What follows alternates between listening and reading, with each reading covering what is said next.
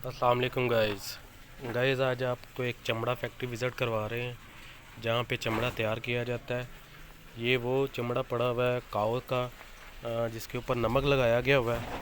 और नमक लगाने के बाद इन्हें जो है इस तरह एक होल में फेंक दिया जाता है, जहाँ पे फिर इनका बाद में नमक उतारा जाता है। नमक उतारने के बाद मज़ीद आगे प्रोसेस होता है, जिसमें इन ड्रमों में जो है वो डाला जाता है इनको, और मुख्तलिफ़ केमिकल और नमक वगैरह डाल के तो इसका शेड चेक किया जाता है। जो इसके ऊपर वो चर्बी वगैरह होती है वो इसकी ख़त्म की जाती है। उसके बाद ये एक रॉ मटेरियल तैयार हो जाता है। तो रॉ मटेरियल तैयार होने के बाद वो रॉ मटेरियल पहले आपको दिखाते हैं।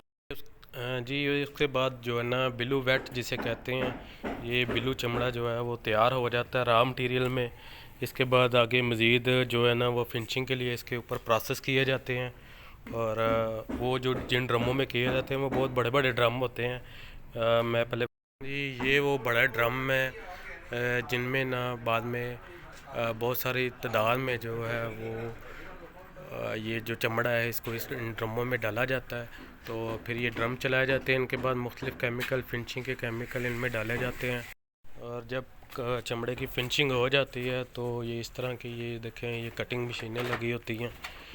और इन मशीनों के ज़रिए मज़ीद जो है वो प्रोसेस किया जाता है, और वो उसके ऊपर से जो गैर ज़रूरी चीज़ें होती हैं वो उसके ऊपर ख़त्म की जाती हैं। फिर ये आगे एक प्रेस है, प्रेस के बाद आगे मज़ीद बड़े बड़े ड्रम हैं। तो ये जो वेस्ट हो जाता है या वो उसको इस तरह जो है कटिंग करके फेंक दिया जाता है। ये जो फाइनली तैयार हो जाता है जब चमड़ा, तो ये इसका प्रोसेस होता है। ये फाइनली इसको जो है ना खुश्क करने के लिए डाल दिया जाता है। और इसके बाद ये फिर मुख्तलिफ़ फैक्ट्रीज़ वाले जो हैं वो परचेजिंग करते हैं। जिसके बाद ये पर्स वगैरह बनते हैं, शूज़ बनते हैं, और लेडीज़ पर्स बनते हैं, बटवे बनते हैं।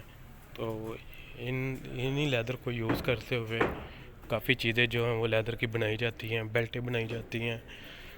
तो ये प्रोसेस है। दोस्तों, आपको कैसा लगा कमेंट में ज़रूर बताइएगा।